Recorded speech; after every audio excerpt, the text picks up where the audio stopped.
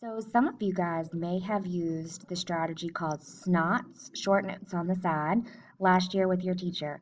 What I'm going to show you today is kind of like Snots' cooler cousin. So we can call this Snots Plus. So what this is, and we talked a little bit about this in one of the videos before, is a way to make sure that as you're reading, you can answer some of the questions. So that way you're answering them when they're fresh in your mind. And when you get to the end of the passage, you've already answered some of the questions. So here's what we're going to do. Before you ever even read the passage, you're going to go and you're going to look at your questions. So I would see that there are 1, 2, 3, 4, 5, 6, 7, 8, 9, 10 questions. So on my scrap sheet of paper, and I'll show you what this looks like in a minute, I'm going to number 1 to 10 because on my scrap sheet of paper, I want to take notes about what the questions are going to look like so that I know what to look for. So for example, number 1, it's really important that I know what paragraph I would find that in. So on my scrap paper, I'm going to put, so number 1, and then I'm going to put P12 for paragraph 12, and I'm going to write the word morsels because it literally says in paragraph 12 and it asks you about the word morsels. So obviously, you can answer that question when you're reading paragraph 12.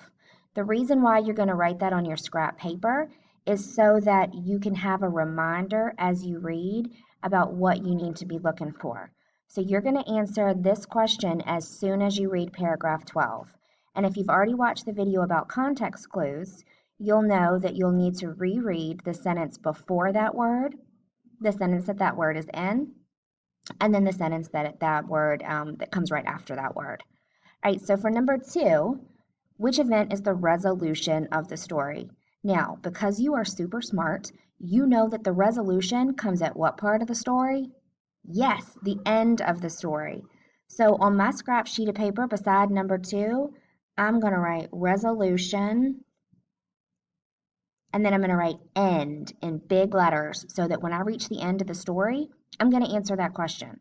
There's no point in waiting to answer that question because it's right at the end of the story. Go ahead and answer it. All right, so for number 3, this one says in paragraph 13, the reader may infer that Brady has most likely blank. When am I going to answer this question? Yes, I'm going to answer this question right after I read paragraph 13. So on my scrap paper, I'm writing P13 for paragraph 13, and then I'm going to write Brady because I need to pay close attention to what Brady does in paragraph 13. So as soon as I read paragraph 13, I'm going to answer this question because I'm going to have the information about Brady right there fresh in my mind. For number 4, why does Wen invite Brady to his house? So on my scrap sheet of paper, I'm going to write Wen invites Brady to his house. Because as soon as I see that, I need to answer that question. So it doesn't tell me a specific paragraph for this one, but I'm going to have it on my scrap paper so that I'll be able to glance back over it and remind myself. Number 5, the author assumes that the reader most likely knows that.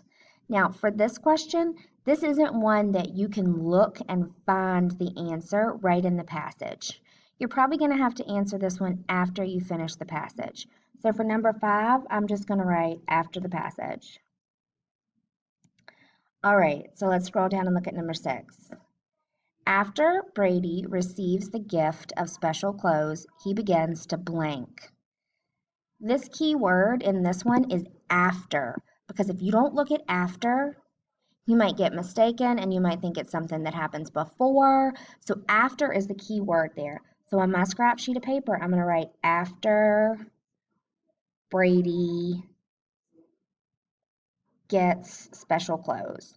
Because as soon as I read something about that, about Brady getting a gift of special clothes, I need to stop and answer that question.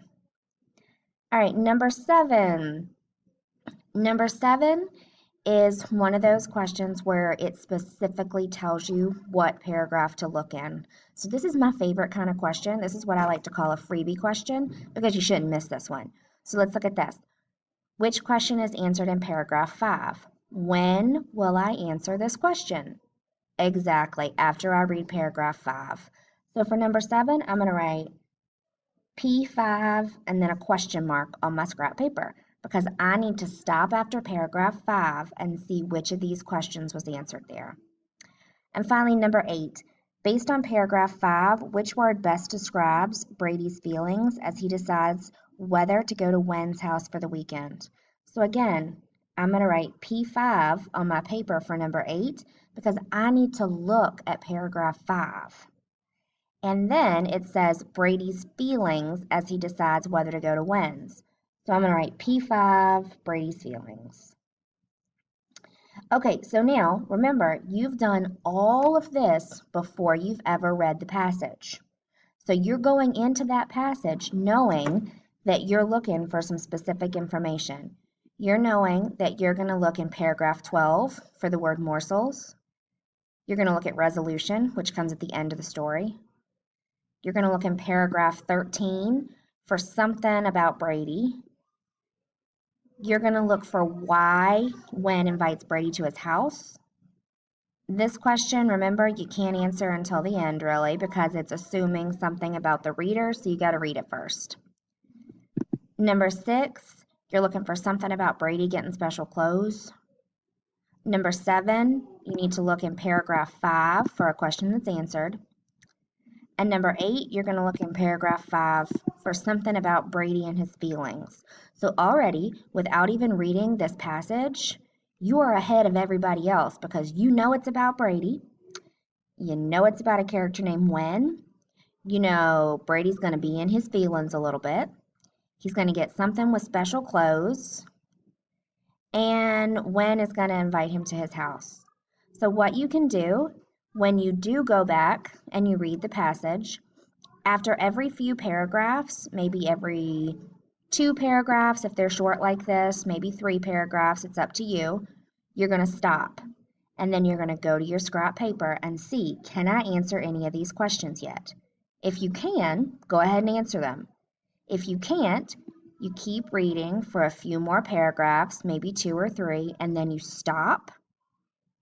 And then you go and see if you can answer any questions. For that, you're actually going to have to look at your scrap paper to see if you can answer any of those questions. So already, just after paragraph 5 here, you have several that you can answer because there were questions about paragraph 5.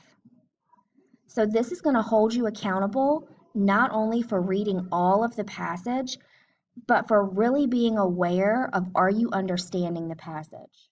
Because if you have questions that you should have been able to answer, but you can't answer them, that means you need to reread that part of the passage. So instead of just getting to the end of the passage and saying, oh, I don't know what I just read, you're already going to have answers that you can complete, and you're going to be able to check yourself to make sure that you really do understand that passage.